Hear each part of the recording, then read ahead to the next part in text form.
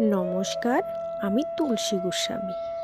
আমি গুরুজি ব্রহ্মর্ষি পত্রিজির ছোট্ট একটি মেসেজ আপনাদের সামনে তুলে ধরছি।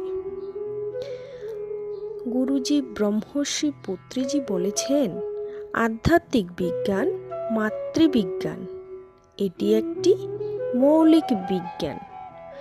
আধ্যাত্মিক বিজ্ঞান আমাদের কর্মের নিয়ম এবং পুনর্জন্মের বাস্তবতা সম্পর্কে শিক্ষা দেয়।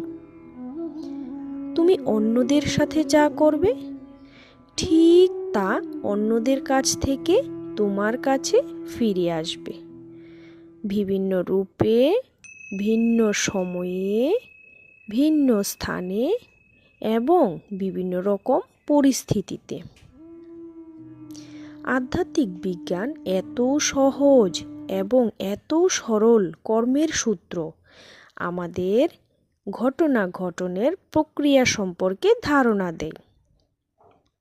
আধ্যাত্মিক বিজ্ঞান ব্যক্তিত্বকে প্রসঙ্গে নেয় না। আধ্যাত্মিক বিজ্ঞান আমি এবং আমাকে অবমূল্যায়ন করে। একজন আলোকিত মানুষ হওয়ার অর্থ হলো একজন আধ্যাত্মিক বিজ্ঞানী হওয়া।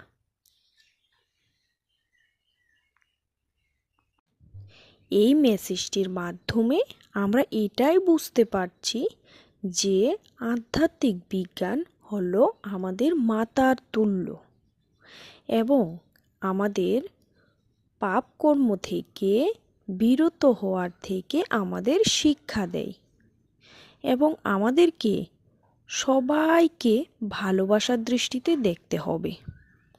তাহলে আমরা ভালোবাসা ফিরে পাব।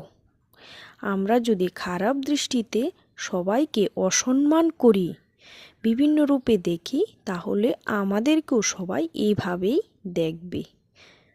আধ্যাত্মিক বিজ্ঞান এত সহজ, এত সরল, যা আমাকে চিনতে শেখায় এবং আধ্যাত্মিক বিজ্ঞানী হওয়ার জন্য শেখায়।